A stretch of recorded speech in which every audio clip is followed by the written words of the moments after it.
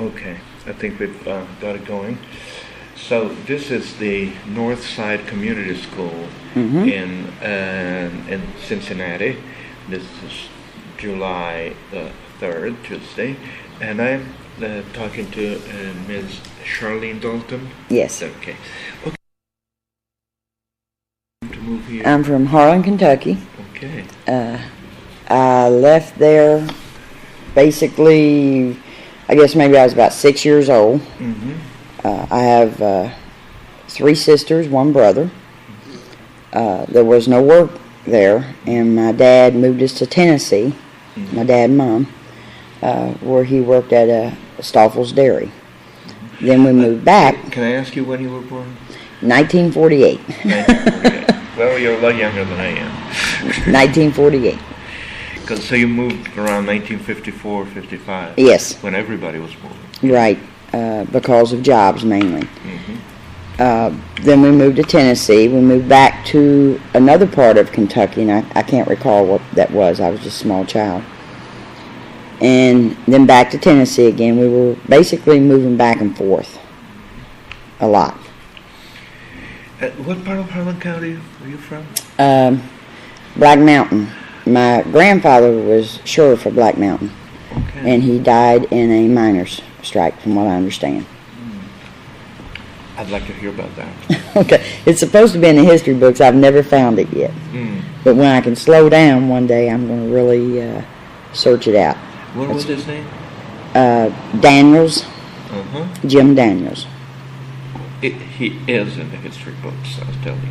Oh, really? I've never found it or didn't know where to find it. But he basically had his head blew off, they said, in a miners' strike.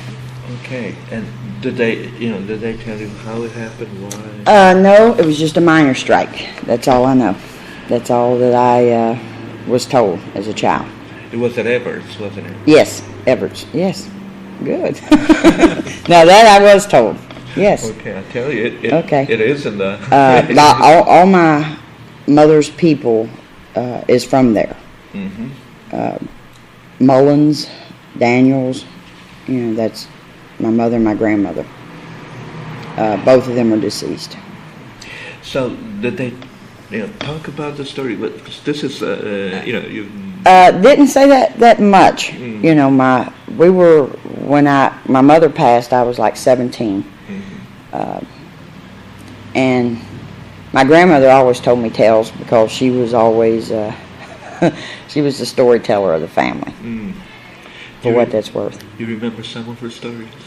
Well, I know she could make beans and cornbread and chicken and dumplings, the expert. Okay, and she'd tell you how not to stir them. That was the secret. Okay.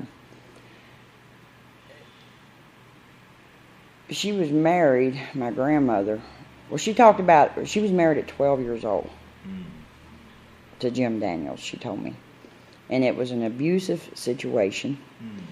And she had 2 kids. That was my mother and her sister, Sudie was her name. And she had left them with his mother because he was a pretty fast man, running around drunk like that. And that's when she left the mountains to come to Cincinnati. And basically my mother held it against her for years, but probably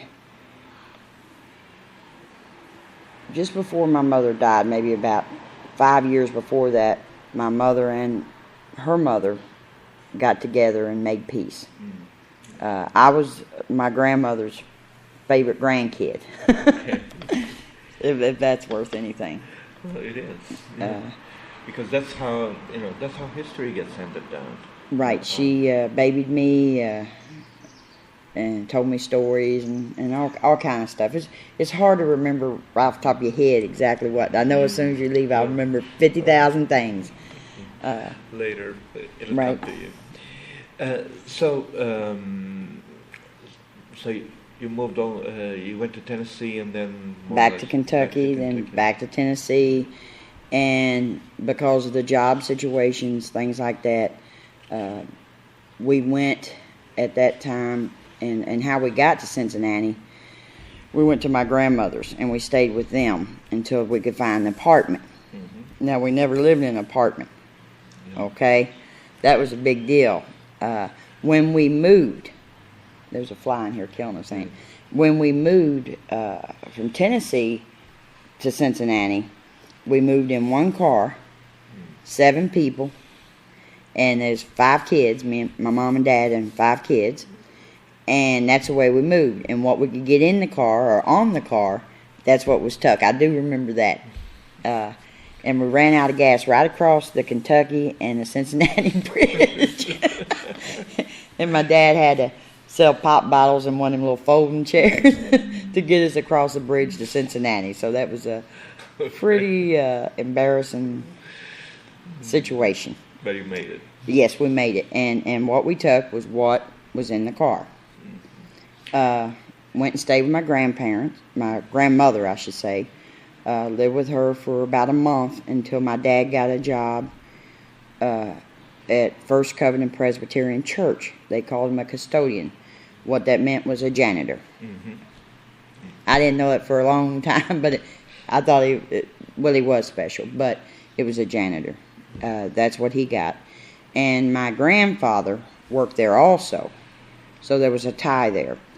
My mother worked at a bakery on Vine Street in Over the Rhine, called at that time Gardner's Bakery and Lunchroom. But she had a severe heart problem, and she couldn't stand on her feet a whole lot. And with 5 teenage kids, oh yeah, it was on.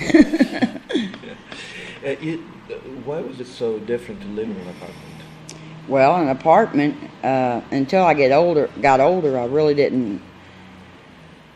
We lived on the 5th floor on Vine Street. Now, you got to understand, Over the Rhine is a rough place. Yep. Okay? But we lived on the 4th floor of an old building. Now, my mom always said, what if the people downstairs smoke? They could catch a house on fire. We could all burn up, and the whole 9 yards. So there was a lot of problems there. There was no privacy, in a sense. Everybody could hear what everybody else was doing. 5th floor, there wasn't no elevator. You had to slide down a banister or go, get down. When you moved, you just dumped your stuff over the banister. Well, if it wasn't breakable. Yeah. And it was mainly an Appalachian area, an Appalachian neighborhood? There was a lot of Appalachian people there. Now, I understand Appalachia. I understand a lot of different things and the value that cultural plays in Cincinnati. There's a lot of Appalachian people in Cincinnati, black and white. But nowadays, what you do is make them aware that they are Appalachian. This is an Appalachian school, but we serve anyone. But you just make them aware now that yes, you are Appalachian. Let's look at the map. Yep. Let's see where your grandparents was from. And if you ain't, we'll make you Appalachian. I got a lady from Hawaii that works for me. Well, she's starting up to being one. Okay. She is Hawaiian, and we call her our Hawaiian hillbilly. And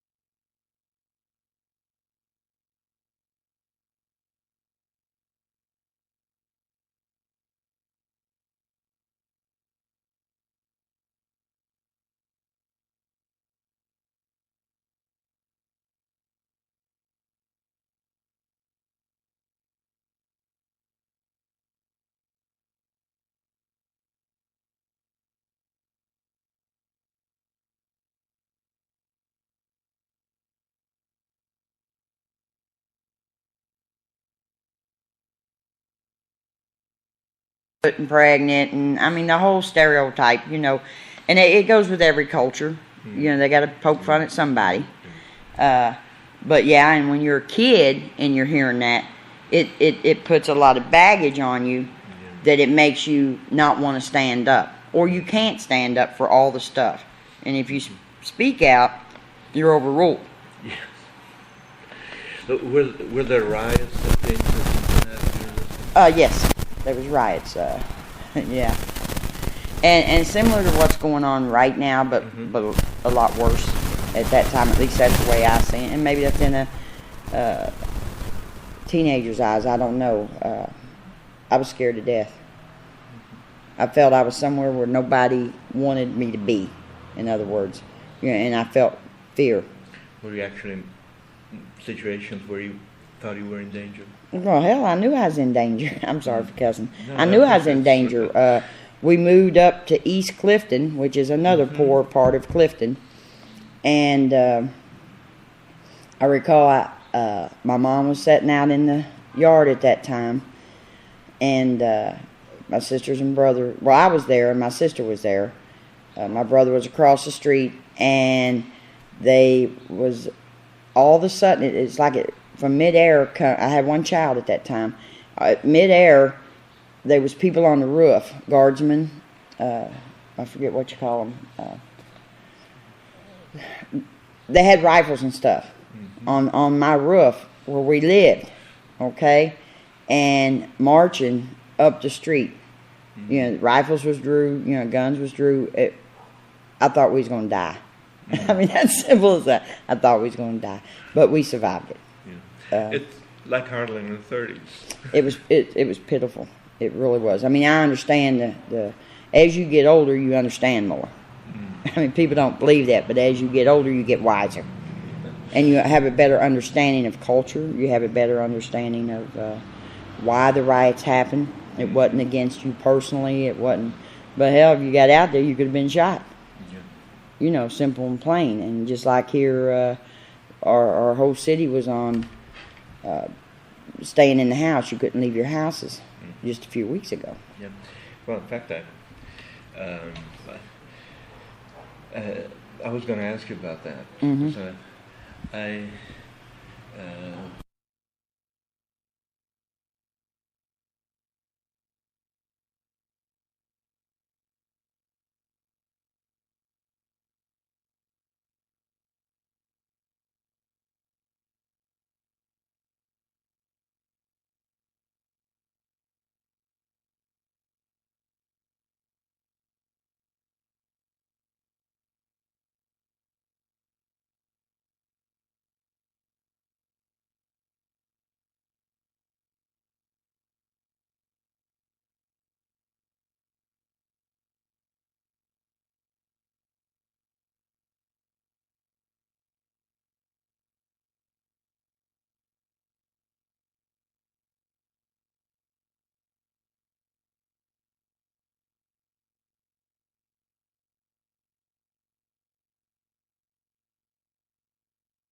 Bottom line is you did stay in, unless you wanted to be arrested.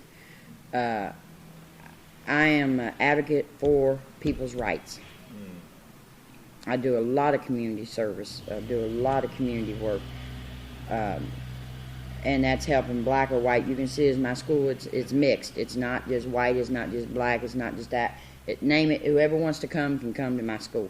They're welcome, as long as they want to act like they got some sense. Yeah. But now if they want to act crazy, that's a different story. But the riots, what was downtown, now they can call them riots or whatever, but it was people trying to, it was crazy, number one, to get their point across.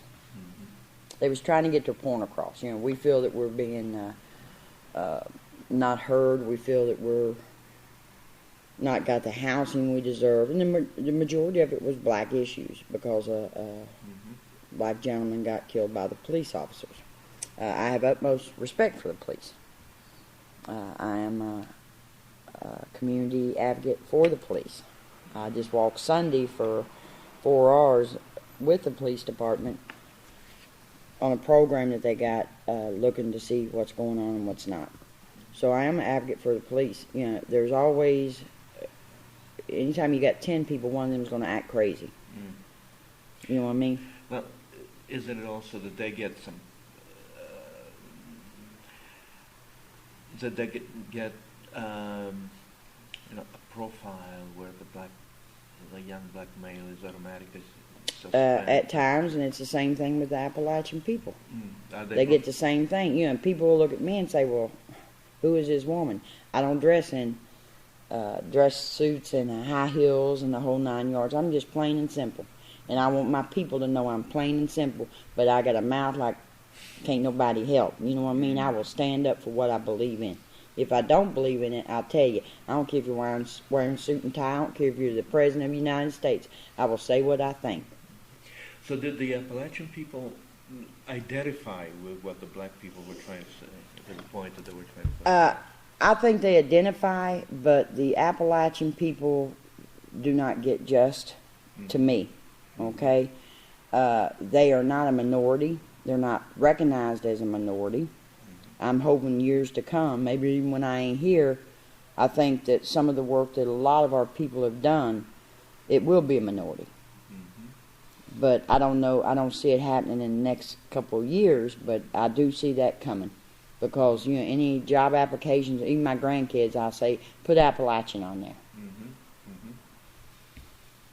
So and in a lot of ways, our issues are the same as the African American, as many cultures. But do the people in the Appalachian community see it that way? I think they do. Yes, I think they do. Yes. Right now, we're trying to mend with the Black Coalition, the Appalachian people, to try to pull together to have our issues heard. I mean, that's what we're working on right now.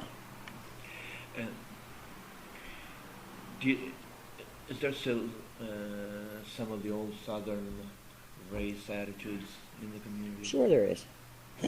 You ain't never going to get rid of all of it. You know what I mean? You're never going to get rid of all of it. You're going to have people who disagree, people who don't. You know, I mean, you got a right here in North Side, you have a diverse community, and that's what makes it good. You know, that's what really makes it good, because people are, in my view, people are bunched up together, and you got no choice but to get along. Get along or be gone. You know, I mean, we're kind of pushed into this, and we all got to pull together to get out of it. And the stereotyping, you know, we do groups. I did a group once where this was a whole bunch of fancy teachers, I call them that. You know, fancy teachers. They ain't no, you know, I'm stereotyping too, I guess. But fancy teachers, rich people, that was sitting in a thing, and we was asked to do a presentation on Appalachian people. Well, I went to a used store, and I was hoping I didn't have a dress on it somebody else had owned. I got it for like 50 cents or something, I don't remember. And I was hoping that none of them people would recognize it, because I got it from the Goodwill, but that's okay.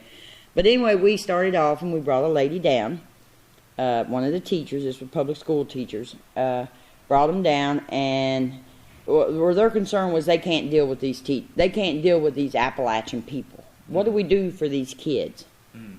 You know what I mean? Like, who are these? And I started off by saying, hey, you can call me hillbilly, you can call me whatever you want, you know, and I ain't going to get mad at you. It ain't no thing. I ain't going to get mad at you. So basically, we set this teacher, volunteer, in a chair, just like I'm sitting in. And I said, okay, come on, I want to get the crowd kind of riled up. Tell me a little something. I want you to tell me what you think when I say hillbilly. Well, first of all, it started off real slow, barefoot and pregnant. Barefoot and pregnant? No teeth. Yeah, and it was kind of slow. But, buddy, once they got started, oh, yeah, it was coming. Oh, yeah, just like this. I mean, they was getting charged out of it, all this name calling. And I said, hey, it don't offend me, because it didn't. You know what I'm saying? Every time they'd say something, we'd stick it on this teacher sitting in the chair. Stick another tag on her. Oh, yeah. And after a while, when it was over, how could this lady stand up without with all these tags on her? It made a point. That's a very good way of showing it. Right. I got that from Larry Redden, if you want the truth. But it made a point to say, hey, if you start taking some of this stuff off of these people, this woman, she'll be able to be herself. But when you go into a room and automatically they think, hey, boom, boom, boom, look at her, she's this, she's that. How you expect them to do good? Yeah, I talked to a teacher down in Harlan who had grown up in Chicago. She talked about going to school, and when the teacher found out where she was from, You don't get the attention. He just said, "Oh, I'm not a dumb hillbilly." Well, that's it. Of course, she had straight A's. She felt that she had to get straight A's. No, I didn't get no straight A's. I ain't gonna say it and lie to you. Like I told you, I survived. Mm-hmm. I feel I was cheated out of an education Mm-hmm. because I was thrown into a culture that I did not understand. No, they call back. I'm a firm believer on saying what I think. Can I stereotype? That's a hillbilly kind of thing. Well, whatever. That's okay. I say what I think, and I piss a lot of people off. Maybe that ain't what you're wanting to hear, but I'm just telling you, I piss a lot of people off, but I don't care. You know, because I got to live with myself, and I do have pride. I got pride out the butt. Believe me, I have pride. I teach my kids to be proud of who they are. I teach my grandkids to be proud of who they are. I brought them to little square dances, the music things that we have here at the school, just gatherings and stuff like that. I want my kids to know who they are and what they're about. And I believe anybody, any culture, if they know who they are, if they know what they're about, they'll survive this. Is there an added dimension to you being from Harlan? Because of all this stuff. You know, when you say Appalachia, people have, barefoot and pregnant. Okay. And when you say Harlan, I'm thinking of the bloody Harlan stereotype. Yeah, and that's what Mamie used to say as my grandmother's name, yeah. But, well, Mamie told me, you asked me about a story, I kind of go around a little bit. They're coming. But Mamie told me she went to a beauty shop once to get her hair fixed, okay? And this, she's an Appalachian woman, redheaded. Got her hair dyed all the time. Oh, yeah, she was hot stuff. Anyway, she's sitting in the beauty shop. And all these women come in and get their hair fixed. They's all under the dryer and stuff like that. And she says, lady asked her something about, well, where are you from? She said, Harlan, Kentucky. And they was holding a conversation before then and talking about women and where they're from and stuff. And they was talking about bloody Harlan. Well, they said, now all them women from Harlan carry knives and guns. Mamie said she just kind of scooted back in the chair and put her purse back because she had a big knife and a gun in there. Oh, yeah. So, yeah, she was rough. Oh, yes. And I don't know. It's something about... I feel proud to be from Harlan, Kentucky. I feel proud. I had good parents. We were poor, but nobody told us we was poor. Nobody... If you ain't lived in a house with 50 rooms and maids and stuff, you don't miss it because you ain't got it. A swimming pool, you ain't going to miss it if you ain't got it. We never knew we was poor. Did you ever go hungry? Yeah. Okay. Yeah, we did. I don't want to say go hungry, but we didn't have supper at times, and my dad would leave out, and he'd come back, and he'd have a bag of food. Well, we never questioned where it come from. We just eat it, But as I said, I don't want to say we starved, but from being an adult and having kids and raising them, yeah, we had it pretty rough. And where did that food come from? Well, now I know. From churches and stuff. Okay. From churches and stuff. I know where it come from. He went out bagging. So. And it takes a lot from any person, not just because they're Appalachian or what, to have to ask. It takes that pride away. I mean, it's hard enough to have to ask without giving your grandmother's name, your mother's name, her mother's name, and her mother before her, and going through all the red tape. It strips you of everything. That's one thing that the welfare does to people. The welfare strips people. They break up homes. Whether it's meant to be that way or not, if you told your husband was in the home it's better to have them out of the home. So where's the kids go? They ain't got no dad. I mean, I was very fortunate we wasn't on welfare. My mom and dad both worked. But there is families who wasn't as fortunate, and their homes broke up at times. And Appalachian people, as well as others, are proud people.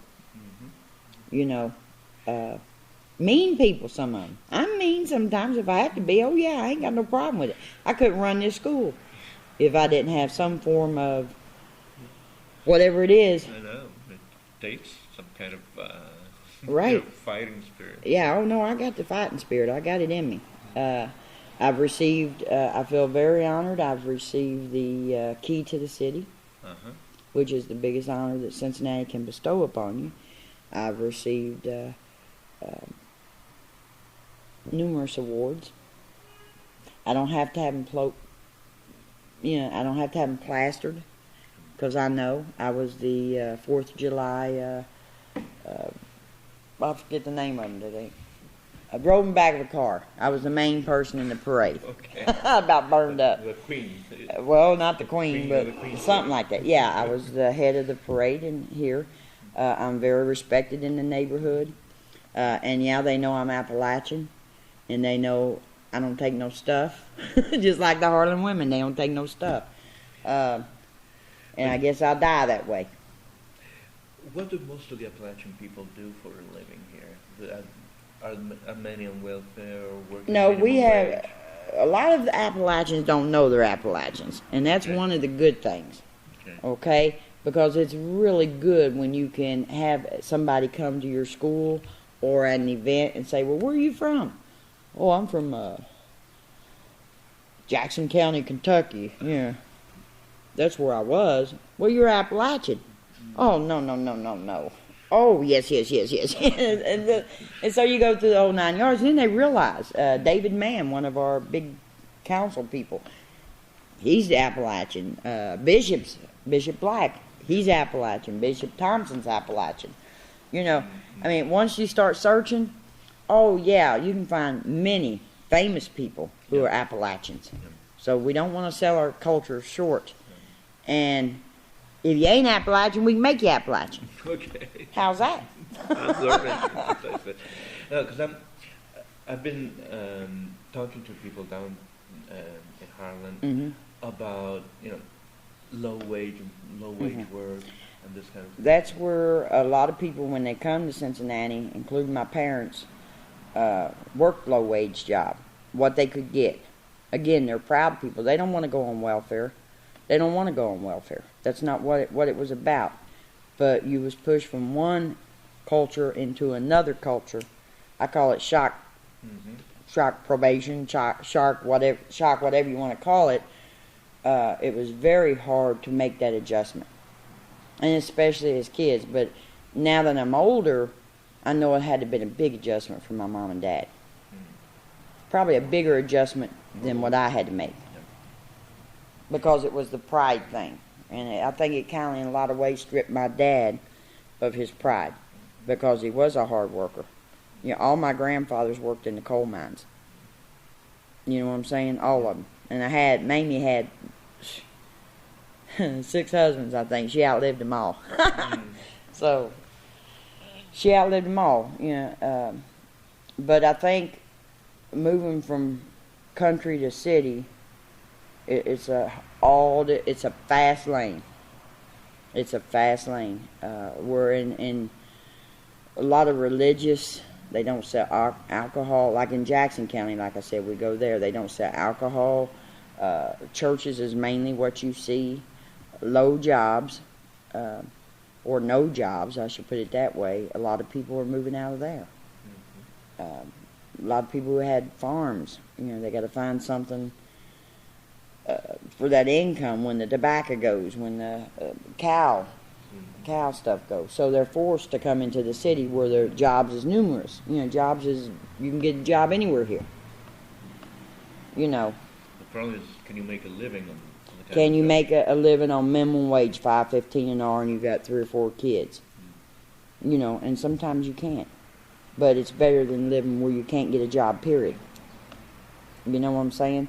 The lifestyle is totally different. You know, you go in the garden and get your corn and potatoes and have, you know, wring a chicken's neck. You know, I seen my mom do that before, and her sister, where they just took it and swung it around and around and around and picked the feathers off when they put it in the heat. And best cooking ever was. Here, it's fast food. You know, nobody sits down, cooks chicken and dumplings no more. And it's bad for you. It's worse than bad, you know. Values is another thing. Values has went out the windows. You know, as far as city people, to me, they have no values. To me, they have no values. They're so wrapped up in everything else that they don't have any values. You know, to me, Appalachian people are full of values. They value church. They value family. You know, family is more than anything. Is drugs a big problem? I see a lot of Appalachian men that's alcoholics, yes. Yes. Not as bad to me as the women, but the man. And I think it's, again, because of the self-esteem and the 50,000 questions are asked when they have to belittle themselves and get help. And one thing I do here is I don't let that happen. I don't let it happen. I'd rather not have a program if I have to ask people. I take people at value. I take people at their word. And don't think I ain't been shuffled a few times and used, but that's okay too. For the one that used me, they got to answer for that. And for the ones who did take advantage and do something with yourself, that's your reward. I agree with that. Everybody's not perfect, and you ain't always going to get honest people. And I guess, you know, even with all this red tape and everything, if people want to use the system, they do. Right, they're going to use it. No. But it strips people of their pride. And again, to me, culture, the Appalachian man especially, they're full of it. They're full of pride. And when you strip a man of his pride, or a woman too, I ain't going to leave women out, it's the same thing. You take it, you make them nothing. And they feel like they're nothing. And once they get to that level, it's hard to get back up to do something with yourself. And I've been blessed. You know, I've been blessed that I can run a school, that I can talk about the culture, that I can be who I am. Did your parents ever talk of going back? All the time. All the time. They talked all the time about going back. That was their home. No. My father lives in Tennessee now. He's 80-something years old. But my mother passed, like I said, when I was 17, 18 years old. But she valued it. Believe me, she would have whacked you in the mouth if you did half of what these kids even act like doing. If you looked at her cross-eyed, she'd have knocked you. Believe me. Sick as she was, she would have knocked you. What about the black Appalachians? Are they... do they identify more as black? I feel like that's an iffy question, because I'm in the field where I do meet black Appalachians that know who they are, and they're proud of the culture. But a lot of our youth that's coming up that's Appalachian black, they don't want to be a hillbilly, and no, I ain't like you, and close the window, you know, and that kind. You know, it's they're not as proud. And I think that's one thing that we need to do, and I think the Urban Appalachian Council does that very well with our schools and different things like that, is to get the word out. So you're an Appalachian, you're proud, it's something to be very, very proud of. The culture is something to be very, very proud. And yes, we're as good as any other culture, African American, Italian, whoever. Our culture, we have our special things, just like you have your special things. And it's good. Okay, I gotta try and draw your and pick your memory about your grandmother. No. Mamie? Yes. When was she born? Do you know? It was 18-something. I'm sorry, I and don't. were her folks on there? Harlan County, yes. So the family's been there a long yes. time. Have any idea of when they settled, when they came? I know when she was 12 years old, she had my mom and dad, my mom and her sister, and they from there they moved to Cincinnati. Mm-hmm. Now I know Mamie moved back and forth, and you said that it started with an F, and I can't think of the name. Black Mountain. I heard her talk of that county a whole lot. Not Black Mountain, but not Black Mountain, but not Everts. Everts. Yes, yes. And my dad even talks of that. Mm-hmm. You know, my father. What does he say about it? He was talking about where he was born and Everts. He talked about Everts, and you could always hear kind of like a sadness in his voice, in the same way with Mamie when they talked about it. And that's the reason I say as you get older, you understand better about the values and the pride that they had when they lived there. Well, you know, 'cause a lot it was like he's been shuffled. Mm. You know, you was shuffled from one culture to the other, one education way to another. A lot of the pride then went into the union organizing. Yes. Mamie, all her husbands, she was a mail lady for a long time in Everts. A mail lady, carried the mail and stuff in the car. Okay. And then I know that she moved to Cincinnati, and then eventually we all kind of followed. Mm-hmm. So she was the stem. You were saying something about all of her husbands? She had 5 husbands, I think. Let me see, 5 or 6. 5 I know for sure. Mm. Charlie Mullins was one. Oh, man. You're taking me back. But she outlived all of them. You know what I mean? She outlived all of them. She's meaner than a snake, bless her heart. I love her dearly, but she was meaner than a snake. And basically, when I had my first child, she said, well, if it's a girl, I want you to name it Pepper. And I said, Pepper? For what, Mamie? She said, name it Pepper Ruth, and it'd be hot stuff. I said, okay. But I didn't do that. Thank God it was a boy. But yeah, she had some remedies. Remedies of how you take care of stuff and different things like that. And the same way with my mom. You know, she had, I really feel that we're all proud people. And it saddens you when you hear people down you. Because you want to sock them, but then again, you kind of feel sorry for them because they didn't take the time to find out the person you are.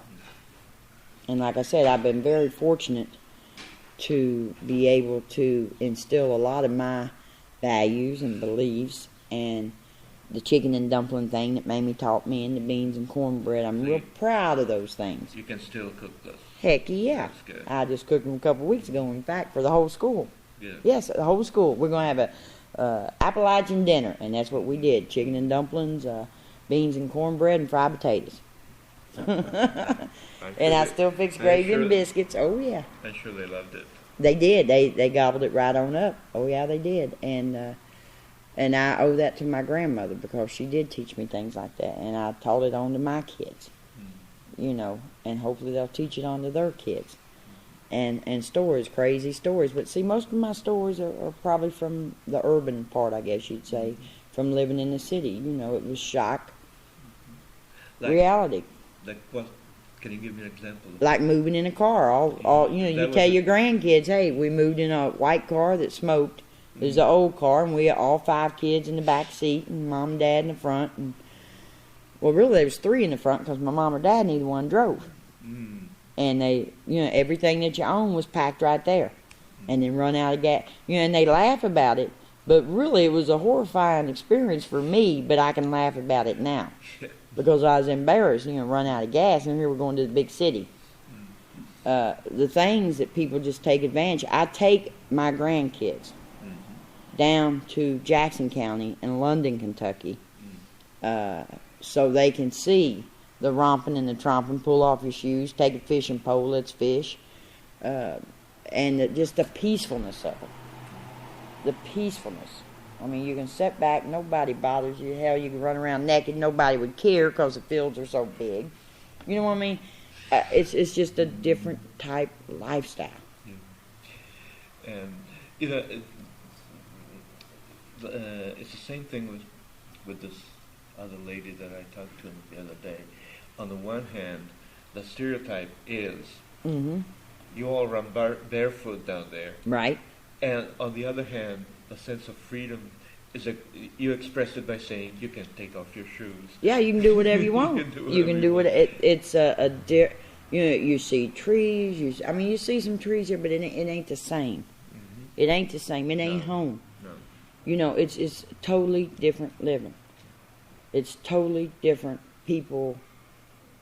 I mean, they're scraping by, but you can go to their house and I'll give you an example. My now husband's mother passed,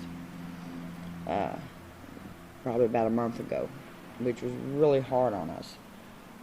Because every weekend we went down, every other weekend we went down there to see her and just to be with her, you know, and it happened real quick, even though we knew she had cancer.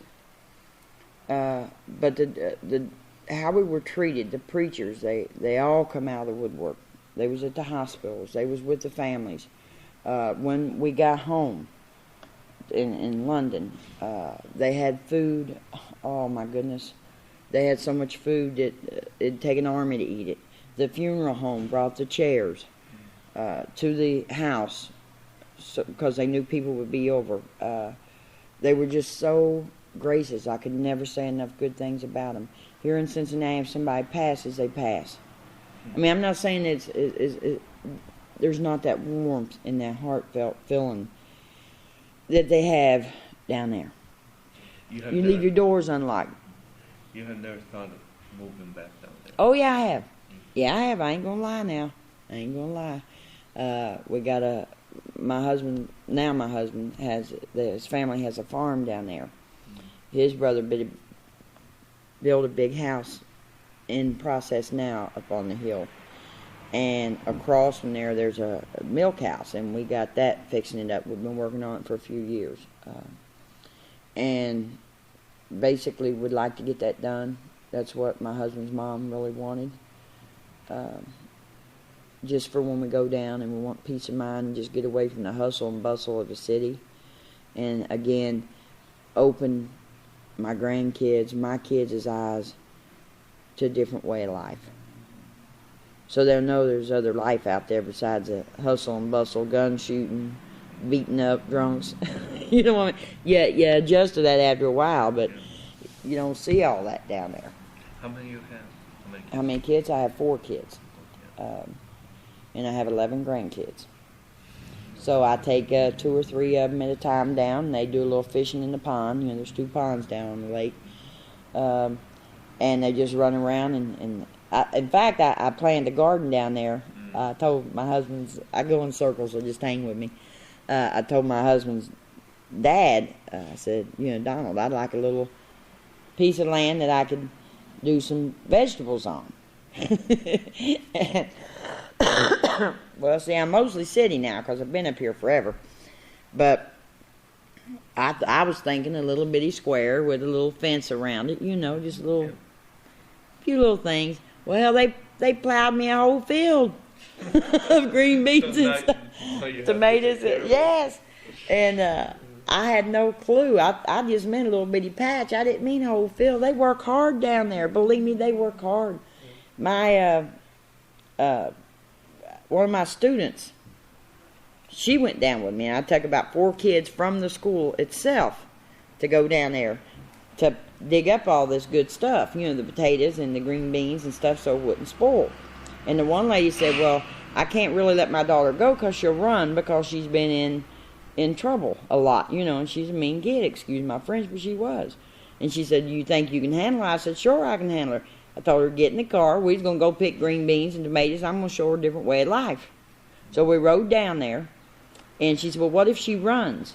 I said, well, you know what? Let her run. I'll pick her up on the side of the road. Where's she going to run to? Yeah. She can run all she wants. I don't care. I'll pick her up. How did you end up doing this kind of work? I started off looking for work. I love people. I worked at the Hub Services when it was first. Well, when it was I worked in a social service agency. I was about 18, and I worked there for about 12 years, 13 years, doing advocacy on the streets. Because I was used to the street. Hell, I wasn't scared of Over the Rhine. I lived in Over the Rhine. You see where I'm coming from? I knew everybody. I knew I wasn't going to get hurt. So basically, I went out there and I did advocacy work, finding problems, working with people. Maybe they need food. And I always try to keep that another sense about me where I know how it is to bag. Yeah, and I didn't want to see that to people. I didn't want them to have to bag for everything they get or be shuffled around by numbers, you know. So I had in my heart that. And then when that shut down, I went to Frisch's and I was the best little waitress you could find. Oh, yeah, I was good. I liked it. I didn't have my GED because I dropped out of school. I didn't like the school. I dropped out. I'm sorry for what that's worth. I came here very hesitant because I was not about education.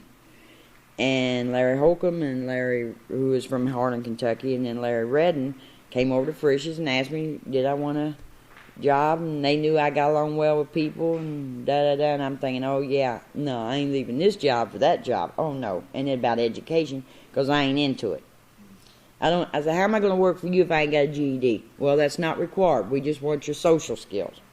Okay, so I come here part-time. That was in, I was 19 years ago. And I just worked with people, and finally I just got my own GED. Nobody put pressure on me. And I did go take the test. I did pass the test. And I went to a little college. And that's my story. And I run the best little GED school there is. And yeah, it's crazy, and it's you may have to whack a head every now and then, but they take care of business. You know, we take care of business here. This year we'll probably have 3 husband and wives graduating. Husband and wife teams. You know, husband and wife, 3 sets. We usually graduate at least 30. What that does is the empowerment of people. We talk about how we're going to empower our people. Well, this is how I play my role in empowering people. I love people. And I'm crazy, but I don't care. You got to be crazy to work here. But the problem is it works. Yep.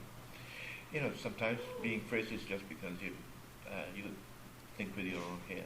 Right. Well, they call you crazy, but it means just but see, as I said before, I don't care what people think because I do what I feel in my heart. Is there something I haven't asked you about that you think it would be important for me to know? Both, about Harlan and about here. I'd like to know more about my grandfather. And one time I really do want to search that out because they do say he's in the history books. Yeah. And I've told my grandkids the same thing, and they're kind of like, yeah, Granny, yeah, you've lost it, you know. He's pretty much as the bad guy, but right. He is in the history books. Yes. Yes, he was a sheriff of Black Mountain. I know that. I was making that connection with, his being involved on what I think was the wrong side of the struggle. Right. Well, hey, I don't know. So you know. And what you mentioned earlier about his being abusive. Right. He was a ladies' man. Okay. That's what Mamie always told me. He was a ladies' man. But again, back then, people got married really young, and she was just a baby. 12 years old and have 2 kids. She was a baby. Well, 12 years old with one, and then had another one, my mom. I don't know. I'd like to go back one day. But again, in this hustle-bustle city, and my husband and I just had this conversation, that was the whole purpose of doing what we're doing now down in Jackson County. Is so we have a place to go where you can act normal. Where you don't have to go through this all day long. Where you can act normal and be yourself. And be respected. Here, if you wave at somebody, they look at you like you're goofy. Now, you can go down to Jackson County, and if you don't wave, you're looked at as being goofy. You know what I mean? So you better put your hand up and wave when you go by. And if they stop, you better have something for them to eat. that's just the way it is. I see a whole different culture that's good. And it's a shame there ain't more jobs. I did tobacco for a long time. And that's some of the back-breakingest work I ever seen in my life. Oh, my goodness. I can tell you a real fast story. Yep. Okay. We was doing tobacco. Well, I never did tobacco before. And they had, my husband's family had tobacco. And you had to go do it. So anyway, I was down there and I thought, well, no, she fixed gravy and biscuits and fried potatoes, the whole 9 yards. And she says, Charlene, why don't you eat? And I said, well, well, I'm really not hungry. Maybe later I'll get some. And she kept telling me, well, you better eat now. We'll be out there in the fields. And I had no clue what she was talking about. Well, I went there, and man, I thought I was going to die. I ain't lying. It was 85 degrees at least. I mean, and we done this weekend after weekend after weekend till we got it hung and everything. So I played a role in that. Well, the next time we went out, believe me, I put some biscuits in my pocket. I was ready because I was not going to act shy. Yeah. I just got married to the son, and I, try and act like, well, I don't eat much. Well, you should have seen me gobble down that food. Oh, yeah.